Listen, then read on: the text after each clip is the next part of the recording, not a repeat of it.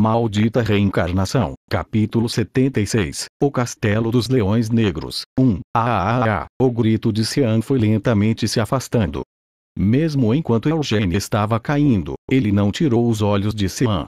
Xian era o jovem mestre da linhagem direta dos Lionheart, um famoso e prestigioso clã de guerreiros. Com tal experiência, Xian definitivamente aprendeu muitas coisas desde tenra idade, mas não havia como ele estar familiarizado com uma queda livre como essa. E isso não era apenas natural. Tendo passado por um portão de teletransporte, eles foram imediatamente deixados para cair do alto do céu. Então, neste momento, Xian estava batendo os braços no ar, ainda gritando. Eugênio pensou: preciso ajudá-lo. No momento, Eugênio decidiu cuidar de sua própria segurança primeiro. Depois que diminuiu sua queda com alguma magia de flutuação, ele olhou para Xian mais uma vez. Com as habilidades de Xian sozinho, ele não seria capaz de sobreviver a uma queda dessa altura. Mesmo com a maior sorte, alguns de seus ossos seriam completamente quebrados. Parece que não preciso ajudá-lo, decidiu Eugênio. Este não foi um simples acidente. Se alguém planejou derrubá-los do céu desde o início, eles devem ter preparado algumas medidas de segurança para o caso. Foi exatamente como Eugênio esperava. Embora Xian ainda estivesse gritando e se esgoelando por ajuda, sua queda estava lentamente sendo desacelerada. Em algum lugar na floresta abaixo, um mago deve ter lançado um feitiço em Xian. Sem prestar mais atenção em Xian, Eugênio virou a cabeça. Ele podia ver um castelo construído perto do pico da montanha próxima. Eugênio olhou para a bandeira balançando no topo de uma torre. A bandeira trazia um emblema de um leão mostrando suas garras e presas, provando que este era o Castelo dos Leões Negros, onde originalmente deveriam ter chegado. Eles permitiriam que Eugênio voasse para lá a partir dali. Não. Se fosse esse o caso, eles não o teriam feito cair desta altura para começo de conversa. Embora não soubesse as razões específicas por trás disso, por enquanto, Eugênio decidiu aceitar essa situação com otimismo. Embora o túmulo de Vermouth possa estar escondido em algum lugar no terreno do Castelo dos Leões Negros, também pode estar escondido em algum lugar nesta montanha. Embora eu não ache que eles vão nos deixar vagar como quisermos. Para começar, Eugênio decidiu dar uma olhada em qualquer um dos lugares que lhe chamassem a atenção enquanto se dirigia ao castelo. Com isso em mente, Eugênio começou a acelerar sua descida. O vento envolvendo Eugênio começou a empurrá-lo para frente. Ao longe, uma voz perguntou: isso tudo é o poder de Vinit? Eles receberam uma resposta: não. Antes de invocar o espírito do vento, ele primeiro usou um feitiço de flutuação. Também não mostrou nenhum sinal de pânico como esperado. Ele também é habilidoso em magia, observou outra voz. Doine sorriu brilhantemente enquanto estava com as mãos atrás das costas. Ele e os outros membros do Conselho dos Anciãos estavam de pé na parede do castelo, observando Eugênio e Xian. Mesmo sem usar algo como um telescópio, eles eram capazes de ver os dois ao longe, tão claramente como se estivessem bem na frente deles. Quão proficiente ele é em magia? Perguntou Doines. Com a magia de flutuação, até os feitiços mais fáceis pertencem ao quarto círculo. Mesmo caindo de tal altura, sua velocidade é constante e ele também tem um bom controle de seu equilíbrio. Não posso dizer com certeza, mas parece que pelo menos ele alcançou o quinto círculo. Aquele que respondeu à pergunta de Doines era um ancião usando óculos grandes. Ele vinha de uma família renomada por sua habilidade em magia, mesmo entre todos os ramos colaterais do clã Lionheart. Como tal, ele não pôde deixar de ficar surpreso com a compreensão da magia de Eugênio. Para Eugênio Lionheart ter alcançado pelo menos o quinto círculo tendo apenas 19 anos era absurdo.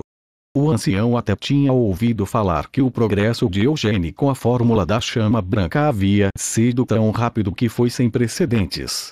Poderia Eugênio realmente ter subido para o quinto círculo, sendo que começou a aprender magia há apenas 2 anos? Patriarca, você sabe qual estrela Eugênio Leonhardt alcançou na fórmula da chama branca? O ancião escondeu sua expressão quando se virou para olhar Gilead. Gilead estava olhando para Eugênio Sean com uma expressão ligeiramente rígida. Ele ponderou sobre esta questão por alguns momentos antes de responder.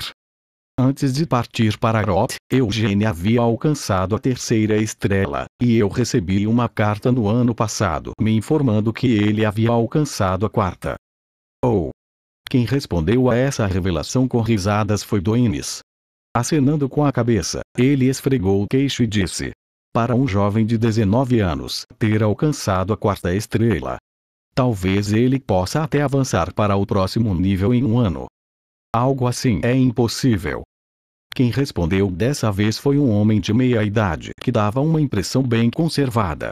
Entre os 10 anciãos do conselho, apenas 3 deles eram membros da linhagem direta que praticavam a fórmula da chama branca. O mais velho da linha direta e chefe do conselho, Doines Leonhardt. A irmã do ex-patriarca, Carmen Leonhardt. E quem acabava de afirmar que era impossível era outro dos irmãos do ex-patriarca, o irmão mais novo de Carmen, Klein Leonhardt. Ele já havia se separado da família principal há várias décadas e fundou seu próprio ramo da família.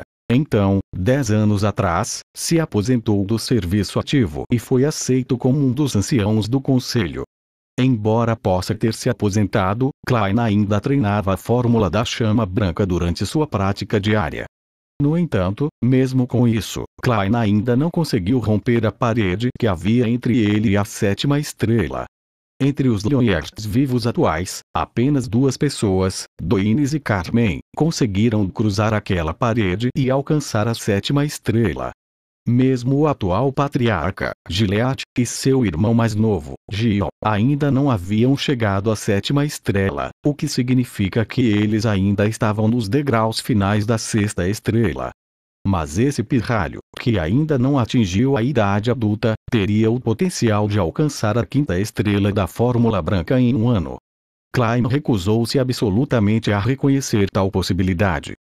Só porque você é incompetente não significa que todo mundo seja tanto quanto você. Carmen murmurou enquanto puxava um charuto de uma caixa opulenta. Irmã mais velha. Klein gritou em protesto. Não me chame de irmã mais velha com essa cara. Carmen ordenou.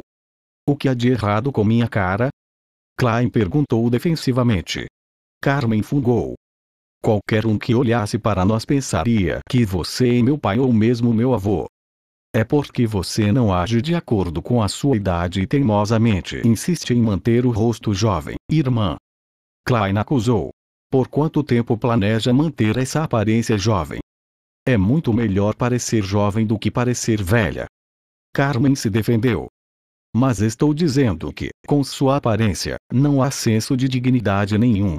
Quando você começou a ouvir as pessoas chamá-la de anciã, deveria ter tentado cultivar um senso de dignidade que combinasse com esse título. Em vez disso, irmã, mesmo que você tenha mais de 60 anos, ainda age como se fosse uma jovem donzela em seus 20 e poucos. Crack. Os dentes de Carmen morderam o charuto e Klein se viu incapaz de dizer mais nada. Embora fosse embaraçoso admitir isso quando já tinha essa idade, Klein tinha medo dos punhos de sua irmã. No entanto, ele ainda acreditava que era importante cultivar um senso de dignidade que fosse digno de suas posições como anciãos. Carmen foi a única dos 10 anciãos que insistiu em permanecer na ativa. E bastava olhar para a atual Carmen. Ela havia colocado outro charuto apagado na boca, e um casaco grande o suficiente para caber nela como uma capa estava pendurado em seus ombros. Além disso, ela ergueu um de seus pés calçados com botas no parapeito, e, mesmo com o vento soprando direto em seu rosto, Carmen ainda mantinha a pose. Klein suspirou.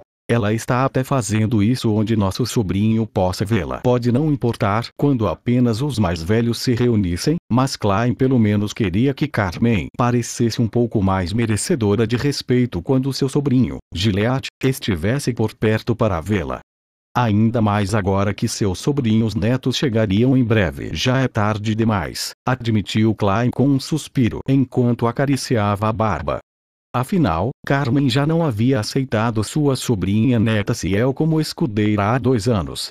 Sempre que se lembrava disso, Klein não podia deixar de se encolher de vergonha alheia por causa de sua irmã mais velha ainda imatura. Eles aterrissaram, declarou Doines.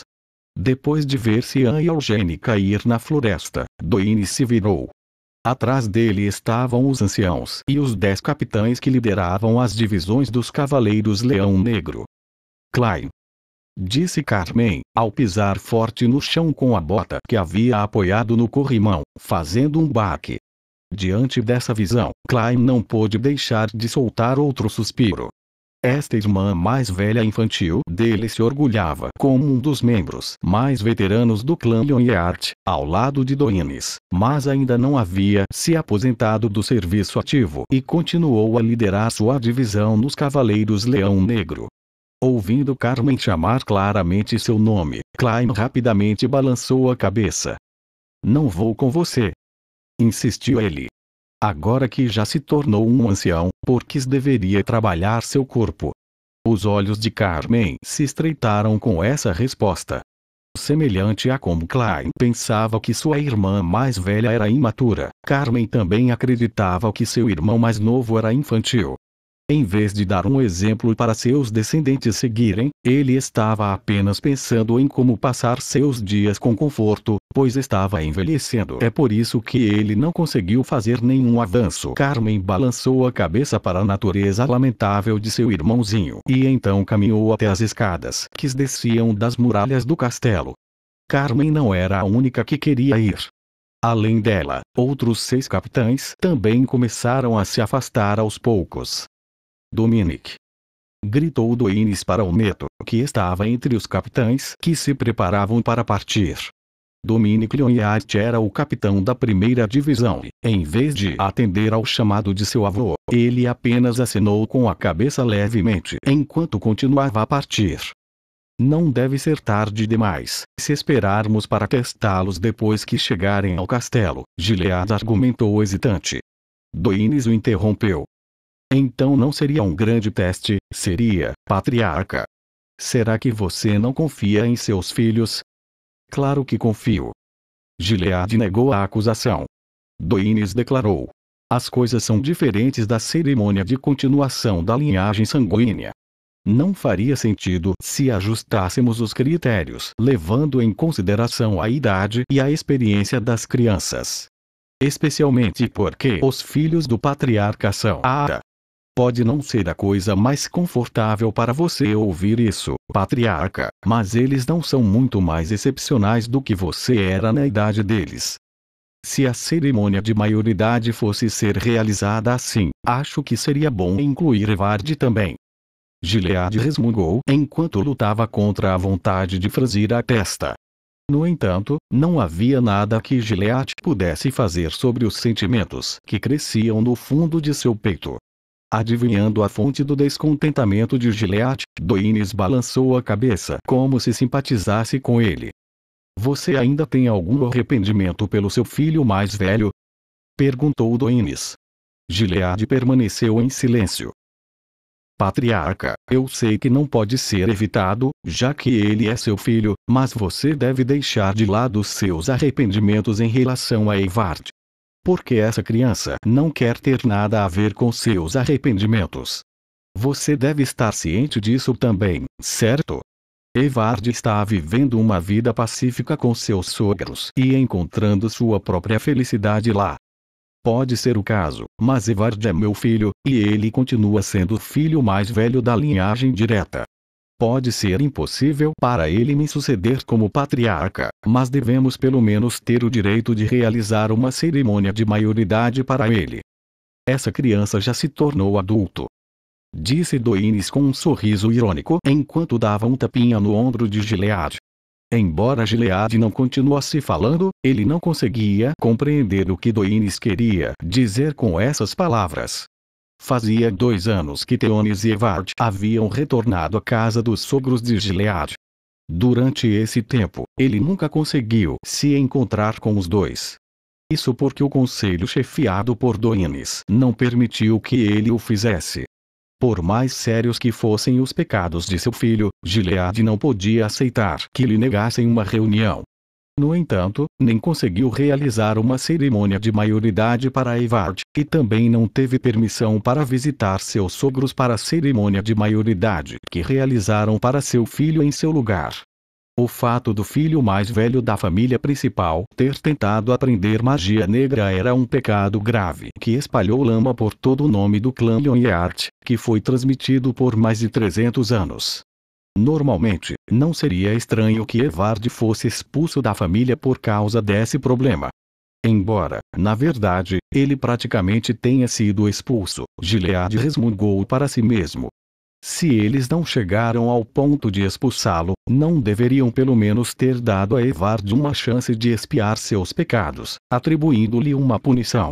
Gilead havia questionado o conselho sobre esse assunto várias vezes, mas Doines se recusou a mudar sua posição. Quanto às suas razões para isso, Gilead só podia fazer suposições vagas. Doines e os membros do conselho podem suspeitar que Evard pode ter sido tentado a querer aprender magia negra a pedido de outra pessoa. E talvez Evard, aproveitando-se da família principal, incluindo Gilead, desviando sua atenção dele, poderia tentar aprender magia negra mais uma vez. Assim, o conselho estava usando Evard como isca para atrair seus inimigos internos e externos. Embora Gilead pudesse entender a lógica por trás disso, ele não pôde deixar de sentir uma profunda sensação de insatisfação, decepção e raiva em relação ao conselho. De qualquer forma, mesmo sendo patriarca da família principal, já que seu filho havia cometido tal crime, Gilead não podia se opor à vontade do conselho. Evard, Gilead pensou melancolicamente enquanto soltava um longo suspiro e fechava os olhos. Ele poderia confiar em seu filho, mas o conselho nunca confiaria em Evard. Flávila. Eugênio olhou para as folhas e galhos que estavam quebrando sob seus pés, depois olhou de volta para o céu, mas o céu era difícil de ver porque a folhagem era muito espessa. Eugênio cantarolou enquanto esfregava o queixo e se virava para olhar ao seu redor. Alguns traços que haviam sido esculpidos nos troncos das árvores chamaram sua atenção. Há uma barreira. Embora ele já tivesse previsto que haveria uma, agora tinha certeza. Essa barreira parecia projetada para distorcer o senso de direção de qualquer um preso dentro dela, fazendo-os girar e girar nos mesmos lugares. Eugênio sorriu enquanto pegava alguns galhos que haviam caído no chão da floresta e os quebrava entre as mãos. Então, quando deixou cair os fragmentos de madeira um por um, Eugênio começou a avançar. Ele não estava apenas derrubando os pedaços de madeira, mas jogando-os em várias direções. Ele pensou em quebrar a barreira inteiramente com a espada do luar, mas ficou claro que isso só causaria problemas para ele depois. O nome da espada do luar não havia sido deixado em nenhum registro histórico. Mesmo os livros transmitidos pela linhagem direta não tinham nada escrito sobre a arma. Embora, em primeiro lugar, eu me pergunte se é possível quebrar uma barreira desse tamanho com a atual espada do luar. Depois de deixá-los na floresta, deveriam apenas voltar para o Castelo dos Leões Negros. Isso foi o que Eugênio pensou inicialmente, mas isso não poderia ser apenas um simples exercício de orientação. Esta floresta era bastante perigosa. Embora não tivesse passado tanto tempo desde que foi deixado ali, Eugênio já havia encontrado 2 ogros de cabeças gêmeas, que como o nome sugeria, eram ogros com 2 cabeças. Normalmente, não há como os 2 serem encontrados na mesma área, observou Eugênio. Os ogros eram um dos mais poderosos entre todos os monstros de tamanho médio, e as variantes de 2 cabeças eram especialmente fortes. Ao se estabelecer, eles geralmente tomavam uma floresta inteira como território. Não havia como ser coincidência que Eugênio tivesse encontrado 2 desses ogros, que não formavam grupos e, em vez disso, viviam vidas solitárias, em um período tão curto de tempo. Eles tinham que ter nascido e crescido aqui. Não eram apenas ogros também. A floresta inteira era provavelmente um enorme terreno fértil para monstros. Isso não é demais para um teste com crianças? Perguntou Eugênie a si mesmo.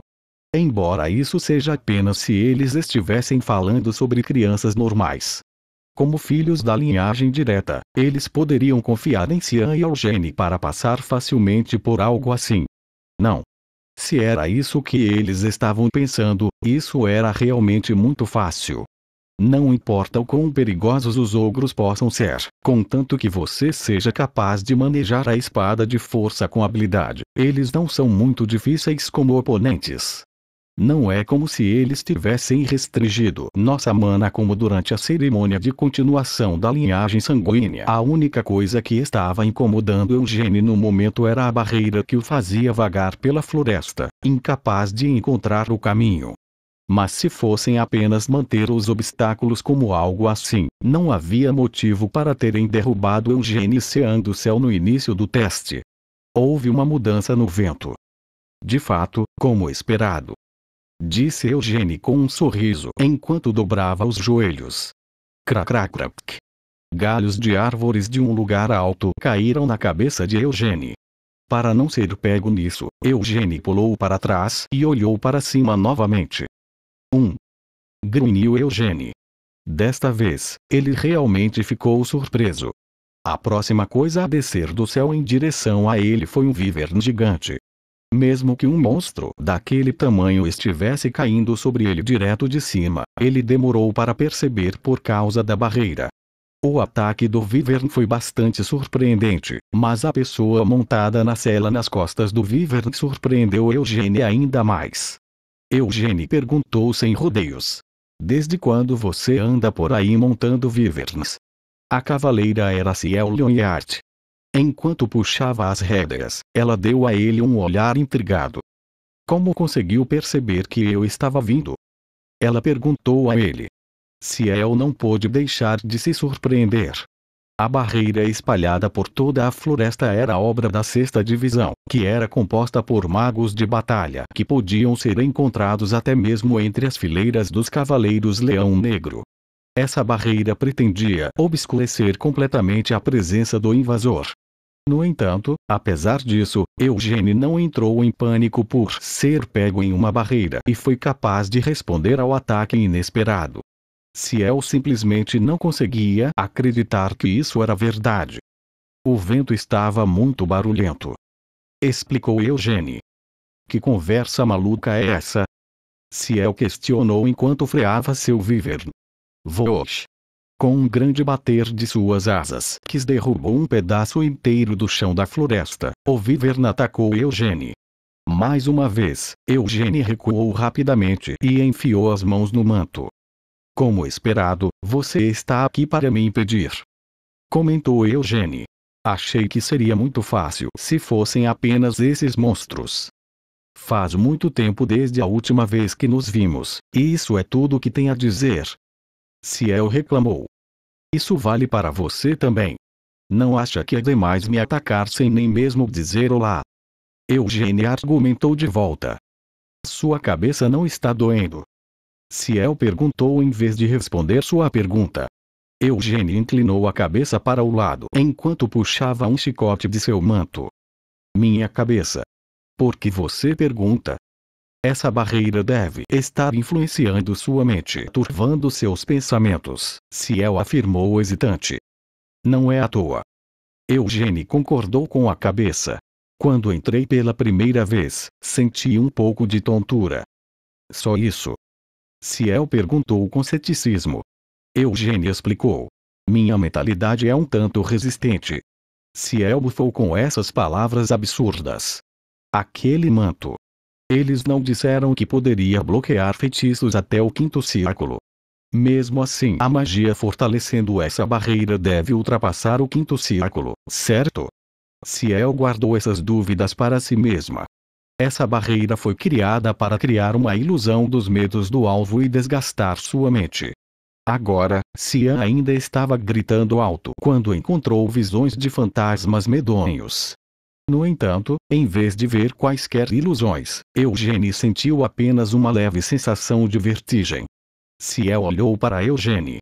Nas circunstâncias normais, os inspetores não teriam atacado tão rapidamente e teriam primeiro esperado para ver como os participantes do teste responderiam ao serem confrontados com seus medos. No entanto, ao contrário de Sean, Eugênie não foi impedido pela barreira. Como tal, eles não tiveram escolha a não ser atacar mais cedo do que haviam planejado. Não tem nada de que tenha medo? Ciel perguntou curiosa. Eu não. Eugênie respondeu com um rosto calmo. Embora ele tivesse acabado de se livrar do ataque mental como uma leve sensação de vertigem, aquilo realmente tinha a intenção de assustá-lo. Uma barreira fraca como essa, como poderia incorporar o medo em seu coração? É lamentável, mas experimentei todos os tipos de ataques mentais ao ponto de me cansar deles, murmurou Eugênie para si mesmo. Embora a reencarnação possa ter mudado seu corpo, sua alma permaneceu a mesma. Suas memórias também não foram apagadas. Graças a isso, a força mental de Eugênie era a mesma de quando ele estava vivo como Amel. Em sua vida anterior, ele foi submetido a inúmeros ataques mentais mais terríveis e aterrorizantes do que o que estava enfrentando agora. Primeiro, houve a rainha dos demônios da noite, Noirjabela. Essa maldita cadela enviava seus demônios da noite para eles de vez em quando, sem qualquer aviso, para tentar quebrar seus espíritos. Mas não foi apenas Noirjabela. Enquanto o grupo estava conquistando os 3 primeiros castelos dos reis demônios, eles constantemente recebiam ataques mentais, não importava o que fizessem. Em primeiro lugar, a barreira montada nesta floresta não foi construída com a intenção de destruir sua mente, e com a adição do manto das trevas, a resistência mental de Eugênie fez com que ele sentisse apenas uma leve sensação de tontura em vez de ver uma visão de seus medos. Você vai continuar montando essa coisa? Eugênie apontou. O bater das asas do Wyvern pode ser capaz de explodir uma tempestade, mas esses ventos não podem afetar Eugênie. Isso porque os espíritos do vento que ele invocou através de Vinit estavam compensando as rajadas criadas pelo Wyvern. Por quê? Quer tentar montá-lo também? Ciel perguntou provocando. Posso voar no céu mesmo sem montar nisso, disse Eugênie com um sorriso enquanto levantava o corpo no ar. Nesta abertura, Ciel imediatamente chutou as costas do Wyvern e atacou Eugênie. O florete que tirou da cintura veio perfurando-o. Eugênie balançou levemente Vinit, empurrando Ciel para longe dele. Desde quando se tornou uma rebeldezinha que gosta de fazer bullying com os outros? Eugênie murmurou para si mesmo. O quê? O rosto de Ciel se torceu em uma carranca quando ouviu as palavras de Eugênie. Usando um tronco de árvore como ponto de apoio, ela pulou em direção a ele mais uma vez, seu rosto ainda fixo em uma carranca enquanto gritava. De onde você veio com uma piada idiota como essa? Ah! Eugênie tossiu para esconder seu constrangimento e balançou a cabeça. Eu não estava tentando fazer piada. As palavras saíram assim. Essa piada não é nem remotamente engraçada. Ciel gritou ofendida. Embora ele realmente estivesse esperando ter pelo menos um pouco de diversão, Eugênie escondeu qualquer sinal disso enquanto gritava de volta. E eu disse que não estava tentando ser engraçado.